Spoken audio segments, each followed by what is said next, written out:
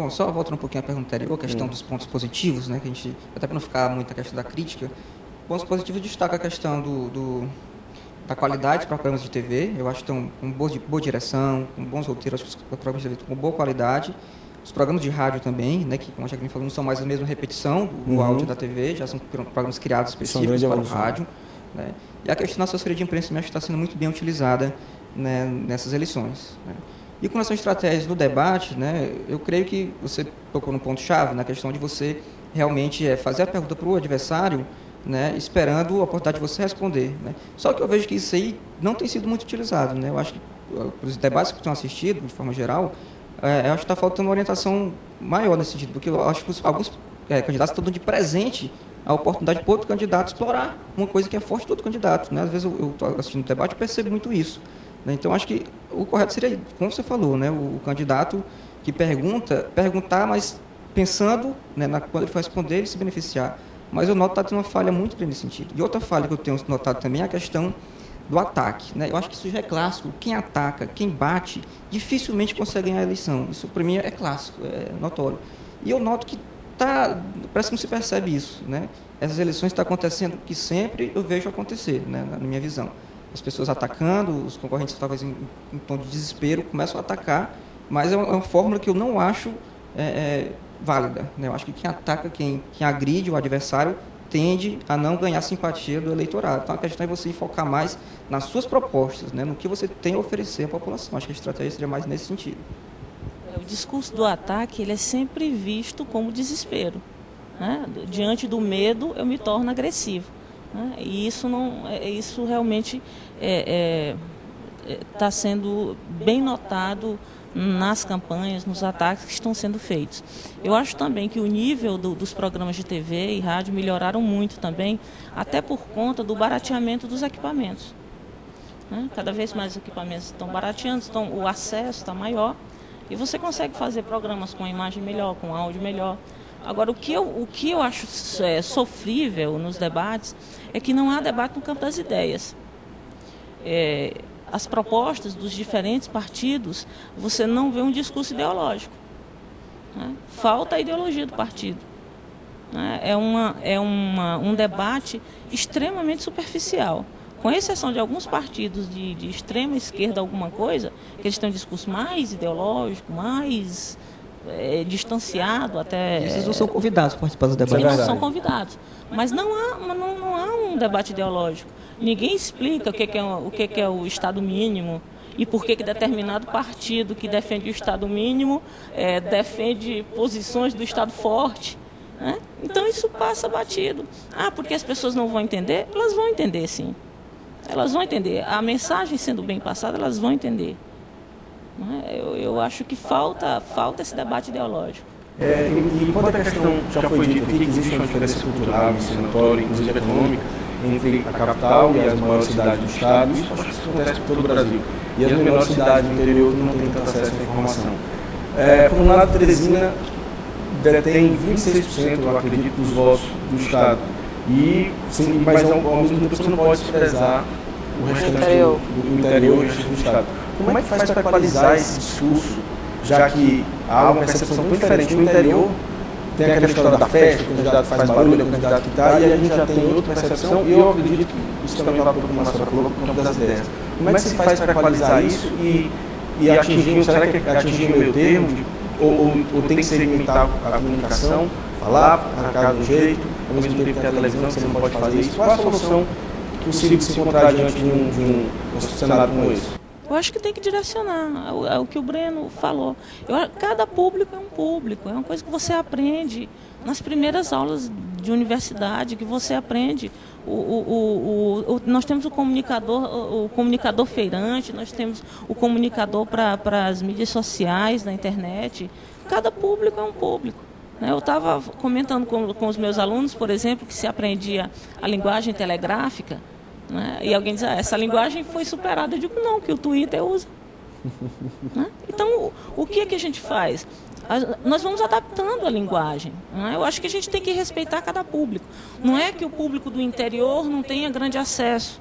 Né? Se a mensagem for bem passada, e isso se estuda claramente, eu acho que o que a mensagem precisa é ser adequada ao público. E isso não é questão somente dele ter sido alfabetizado, dele ter sido educado, não. Ela tem que ser bem passada. A obrigação do comunicador é fazer a mensagem chegar. Entendeu? Não me interessa o tipo de público. Né? Eu até refaço. E me interessa o tipo de público que eu vou passar.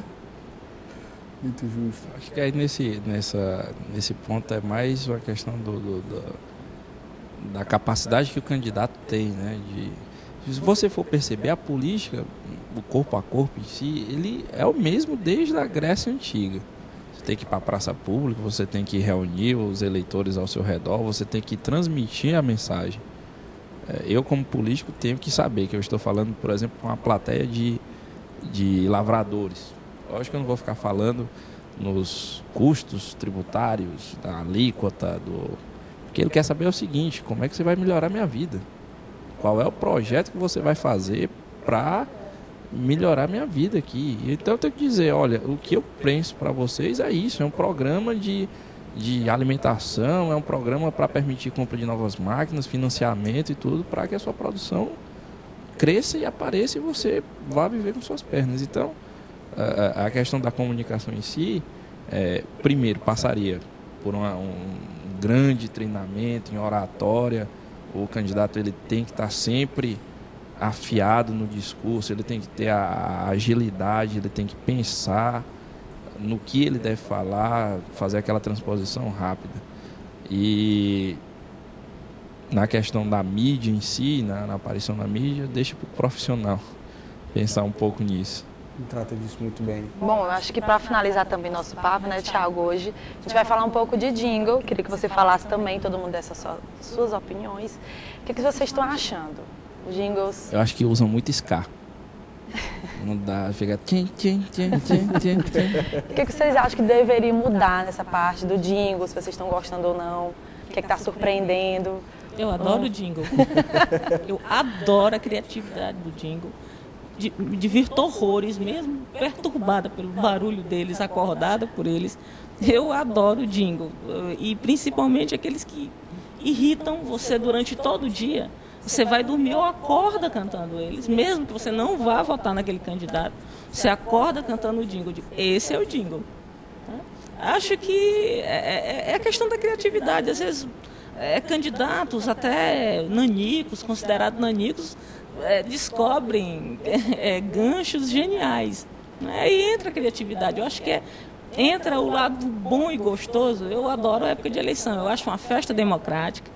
Acho que tem que ser liberado mais tipos de mídias, porque gera emprego, deixa colorido, depois limpa tudo. Tá? Mas eu acho bem interessante a festa democrática. E jingle é interessante porque ele ultrapassa o período das eleições, né?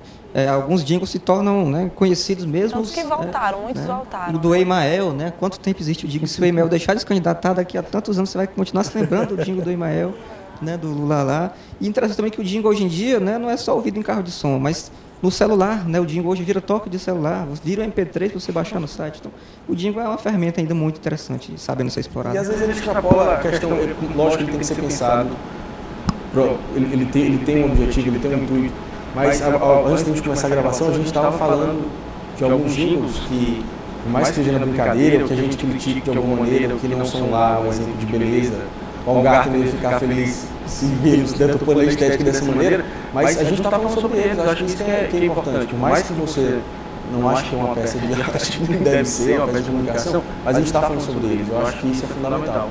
Mas é sempre com aquele cuidado, né? Indo já sendo o chato da história, a legislação eleitoral ela não permite que você faça jingles que de alguma forma incitem um Estado na população. Quer dizer, não pode ser um jingle que enalteça guerra, que enalteça essas coisas. Sem dúvida. O que é uma preocupação, acho que, na minha opinião, já descabida dentro da nossa sociedade hoje, porque brasileiro é um povo alegre, é um povo festivo, é um povo debochado, na verdade, né? O debate político ele é sério por um lado, mas também tem que dar aquela amenizada com a coisa. Eu só não concordo muito com essas propagandas, gente em motel dizendo experimente pela primeira vez e tudo. Ou então fumo no eleitor, esse tipo de coisa. Acho que já é escatológico demais.